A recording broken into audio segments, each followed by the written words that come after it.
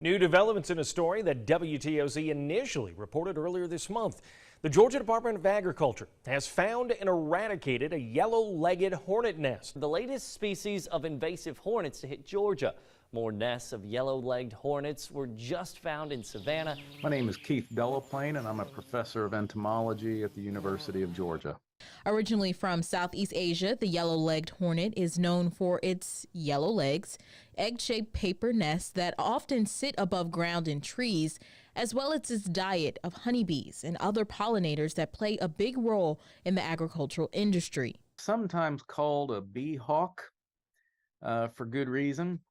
The hornet likes to hover around the entrance of beehives, and it literally just swoops down and snatches flying bees out of the air. And they're relentless. They will continue preying upon a beehive for days after day after day after day, and they can essentially kill it, just depopulate it one bee at a time. Since this summer, the quest to control the population of yellow-legged hornets in Georgia has been ongoing. Experts like Keith Delaplane have called the growing number of sightings worrisome. So what we're dealing with at this very moment is trying to find and eliminate all of the mature hornet nests that we can, because this is the time of year that they are producing next year's queens. The young males and the young females mate at this time of year, and then the males die, the old workers die, everybody dies, the whole colony dies. The only ones who overwinter are the newly mated queens, and then they come out next spring and start the cycle over again. So what we really hope is that we can intercept 100% of the nests so that we don't get a rebound of the population, next spring. So our efforts right now are a direct investment in next year's hornet numbers, which we all hope are zero. Some of the techniques currently used to track the population were learned from researchers overseas, where they have had established populations of the yellow-legged hornet for years. Europeans, especially my contacts in Britain, especially where I'm the most familiar, have really come up with some good technologies for tracking these hornets using electric monitoring, radio frequency monitoring. And there has been some efforts of that here with our Department of Ag working on this. It's a little bit laborious. You have to catch a hornet that's in hawking behavior, and you've got to glue a little transponder on its thorax and then let it fly back home. And then you can track it back to that site. So it's technology heavy and dependent, but the results are very good.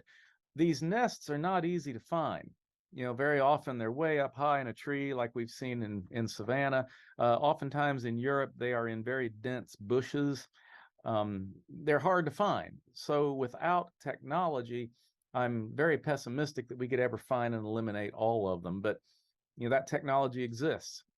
In Asia, and to some extent also in Europe, they use little flagging material. They will capture a hawking hornet and they will glue a tiny little piece of ribbon onto its thorax.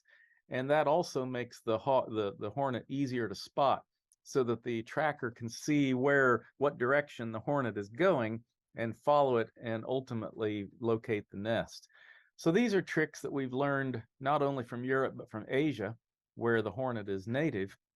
And we're certainly, watching what they have to say carefully. We're also watching the economic impacts. And in parts of France where the hornet's been strongly established now for nearly 20 years, they are a serious problem. So how did this hornet make its way to Southeast Georgia? We have educated guesses like everyone does. Everybody knows there's the port of Savannah, and that certainly is plausible, but I emphasize we don't know that. The hornet is able to be moved by human activity, and it could just simply be a chance that it showed up in Savannah. I think it's likely that it came through the port, but we don't know that at the end of the day. So from now, it's worrisome in Georgia because we have a very large and very important beekeeping industry. Our industry is important at the national scale, even an international scale, because we produce queen bees and honeybees for sale to other beekeepers at an industrial scale. And you have a lot of that close to you in Savannah. And so there's a lot at stake. Think too, these queen bees are they have to fly to mate. So this is a normal activity in springtime in South Georgia when the beekeepers are producing mated queens. And these queens are not necessarily good flyers. So they're really easy prey to these hornets. And it could really be a problem on a large spin-off scale for the industry if Georgia's queen production is really hammered. As of early November, there have been 5 nests confirmed and eradicated in the Savannah area by the Georgia Department of Agriculture. Experts say the work to control this population is far from over. Usually when we have an introductory exotic like this, we like to wait at least 5 years of negatives, consecutive negatives, before we proclaim an eradication. So we're going to be presuming that the hornet is still out there in nature for the near next few years. If you do see or think you see a yellow-legged hornet, the GDA has a link for you to report it. Whenever we have a new species like this, oftentimes people start killing every insect they see, and we certainly don't want that. It's much better if you can take a photograph of it. The closer, the better. And send that in at the Department of Ag. You don't need to kill it first. You can photograph it. Most cell phones make pretty good images nowadays, and send that along with your report.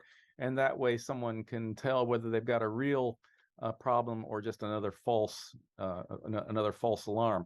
We get lots of false alarms when something like this happens, and a lot of innocent insects end up getting killed because people kill first and ask questions later.